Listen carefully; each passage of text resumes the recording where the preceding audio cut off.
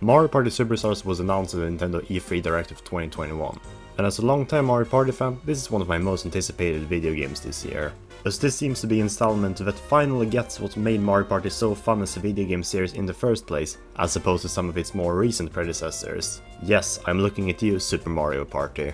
Looking back, man is this game filled with issues, so I thought I would look at the 10 biggest flaws about this game, and what made it so disappointing, and how hopefully Mario Party Superstars won't repeat history. Disclaimer, I don't hate this game, in fact there are aspects I love about Super Mario Party, however, in the larger scope, this game has a lot more to criticize than to praise. So with that being said, let's get started.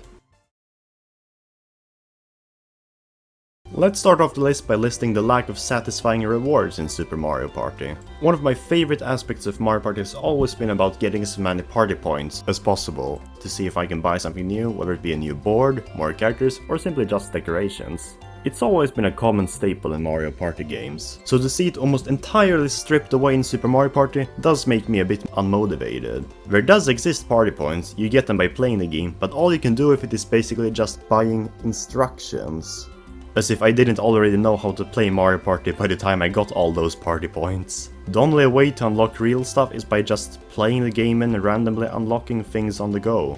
It's random, it's not rewarding. And while there is a 100% reward in this game, it's a real scam. You get these so-called party gems by playing through all the major modes in the game, and the reward for getting all the gems is just a cutscene. This is probably the single issue I'm worried the most that they won't fix in the new Mario Party Superstars, but we can always hope.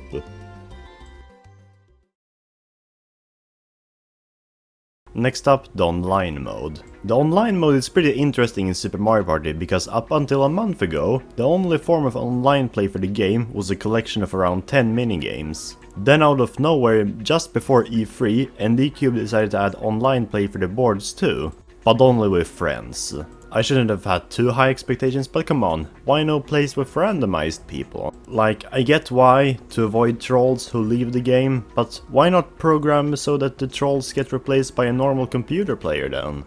And the connection is also kind of bad, although it may just be my internet, but... My main point is, the online mode is kind of underdeveloped. I do hope Mario Party Superstars at least has some form of randomized online play, although I shouldn't really complain because online play has never been a top priority in Mario Party, but... oh well. Moving on. The lack of any proper DLC. I've noticed that Nintendo has been kind of lazy with pumping out quality games on the Nintendo Switch. A lot of games like Mario Tennis Aces for example are released when they're only half done and then they get additional content as the year goes on. I don't like this too much, but I mean at least the DLC tends to be free and it's always exciting to get progressively more content. However, the game that desperately needed DLC the most is the one that got none. Everyone rumored that this game would get more boards, for example, but throughout this game's entire lifetime there were only 2 updates. One was just bug fixes, and the latter added an online mode 3 years after it released. And as I already said, it's not even that developed. Hopefully Mario Party Superstars will have enough content so that DLC isn't needed in the first place. And even if DLC will be needed, we'll hope for the best. Honestly, how did they mess up the controls for a Mario Party game? What were they smoking when they decided that this game would not be playable with the Pro Controller? This game happens to only be controllable with Joycons. Not only does this mean you can't play this game in handheld mode, but you're also much more likely to not be able to play this game at all thanks to the infamous Joy-Con drift. Like, I don't care too much about the lack of a handheld option, but why the heck can't I use the Pro Controller? I get it, a lot of minigames require the Joy-Con, similar to Just Dance, but why can't we in that regard simply turn off minigames that require the Joy-Con? The Mario Party games on the GameCube made use of the GameCube mic, but it wasn't obligatory. Why are Joy-Cons obligatory? This is probably the issue that annoys me the most in this game, because it would have just been so simple to fix. Luckily, this is an issue that will be addressed in Mario Party Superstars, as the Pro Controller is set to be compatible with the game. No more Joy-Cons, hallelujah!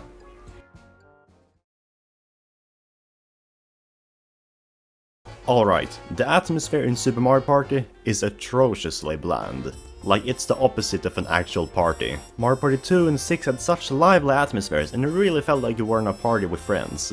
And then you play Super Mario Party and you get this.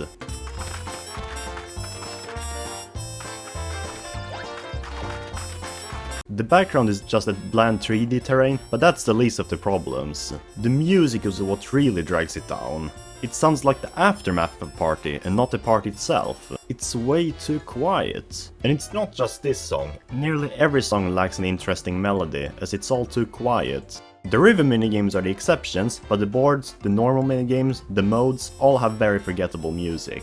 Like, I know people hate Mario Party 9, but I don't think anyone complained about the atmosphere in that game. Over time, the hub world gets slightly more lively as it turns to night and more lively instruments take the chores, but it's still not enough.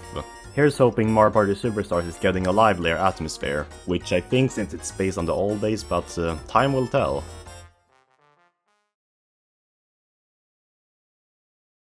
There is way too little customization in Super Mario Party. The old games had so much customization for the player. You could choose how many turns to play, the speed, the choice of minigames, bonus stars, CPU difficulty, etc. Super Mario Party heavily dumps down a lot of this. You can't play 50 turns anymore. The maximum is 20 now, which is, you know, what the minimum was in Mario Party 2. And the speed is so slow. I could play a round of 20 turns in Western Island Mario Party 2 and it would still feel faster than 10 turns of say Mega Fruit Paradise. And the CPU difficulty has been heavily restricted as well. Older games had at least 5 difficulty settings and this game has only 3. And don't get me started on how the game forces you which CPU you will play against. If you want to change the CPU characters, you have to go through a 20-second long chore that could have easily been fixed by not forcing us which characters to play you with. And the fact that Mario Party Superstars is going to use the same engine as this game does make me a little bit worried in this department, but hopefully they'll address these issues. Super Mario Party has a serious problem with content. At first glance, there's really nothing to do. At best, you've got 5 major modes and then a few other irrelevant things. However, the main modes are surprisingly boring. Most of the things that give other Mario Party's flair is gone. Like again, I know people hate Mario Party 9, but I don't think anyone complained about the boss minigames, and much less the story mode, which has also been removed. The main mode, Mario Party, you know, the main interaction, is surprisingly rushed, and it really leaves a bad first impression on me. We'll talk more about it later. And the other modes aren't that much better. Soundstage is just a collection of 3 randomly picked rhythm minigames, and you need to get as many points as possible. It's a really repetitive mode and has no right of being a major mode. The only reason it's really fun is because it's rhythm minigames. Challenge Road is the closest thing we got to a story mode, and it's just challenges. You know, like, do this in the limited amount of time, or get this many points. River Survival is okay, but I've always been irritated by the co-op minigames, and we'll talk more about Partner Party later. But hint, it's better than the main mode. Overall, as you can see, Super Mario Party was just very empty. There are 2 good modes, and the rest are just kind of there. It's a bit disappointing. Here's things hoping Mario Party Superstars has a little more. It doesn't need to have bosses, but it would be nice to have a story mode at least.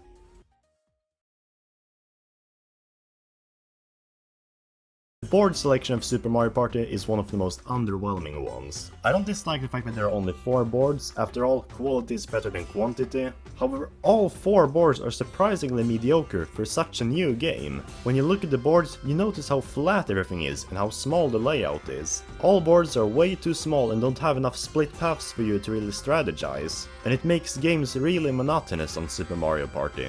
Out of the 4, 2 of them have no strategy at all, and the other 2 are slightly better, but still not very good. Keyword, slightly. And there's only 4 boards, so that makes it all worse too. Okay, 4 boards technically, as there's also another mode in the game, Partner Party, with different variations of these same boards. And here, the boards are instead grid-based, which makes the boards noticeably larger, and the flat terrain is more excusable. There's more strategy this way, as you must choose which grids to walk over, and you can steal coins from the opposing teams as well by walking past them. It even made the worst Mario Party board of all time actually bearable. But even then, the board selection is still very mediocre when you compare it to something like Mario Party 2, and it's a bit sad. But this is an issue that's definitely getting fixed in Mario Party Superstars, as we're finally getting some good boards back. No more flat and small boards.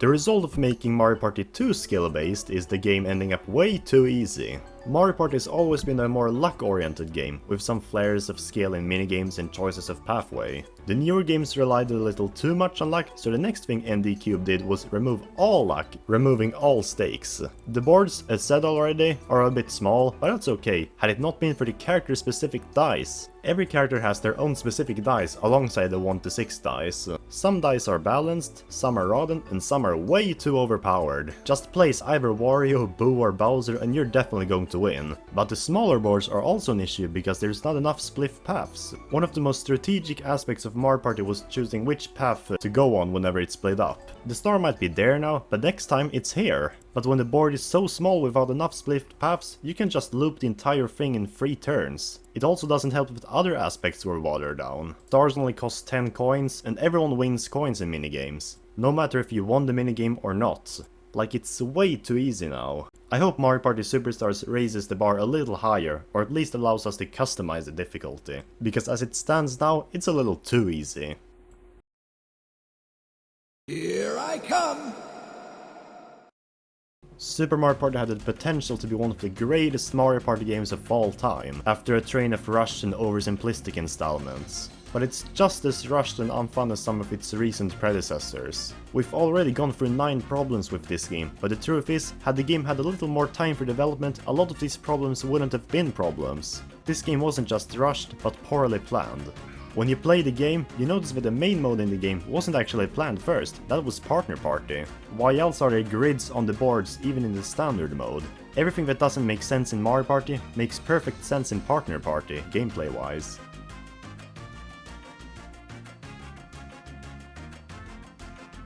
My theory is that originally, NDCube decided that this game would be a sequel to Mario Party Star Rush, which is the game where Partner Party originated from in the form of Toad Scramble. But then halfway through development, they thought, let's also bring back the old mode. So they took the 4 Partner Party boards, ported them over to the normal mode, and it didn't work. And so there were only 4 boards in total. Honestly, had they just focused on either of these modes, we could have not only had more boards, but more quality boards. You know you've messed up big time when the main attraction of the game isn't even that fun to play anymore. And this isn't the only example of the game being rushed. There are character models in the game of Birdo, Spike and King Babab, but they were not playable at all in the final game, or in DLC. This game was just not a very good reinvention of the series. Poor planning and rushing through the game made for one of the more underwhelming Mario Party games. Up there with 10 and Island Tour in the top 100. So how lucky of us that Mario Party Superstars is coming out soon. It looks like it's fixing most of these problems I've listed in this game, and it seems like Mario Party is finally getting back on track with this amazing installment. And so, there you have it, my biggest problems with Super Mario Party. What did you hate the most about Super Mario Party? If you like this video, then please consider subscribing, sharing and liking this video, because I mean, why not? Stay tuned for my next videos. With that being said, I'm signing off.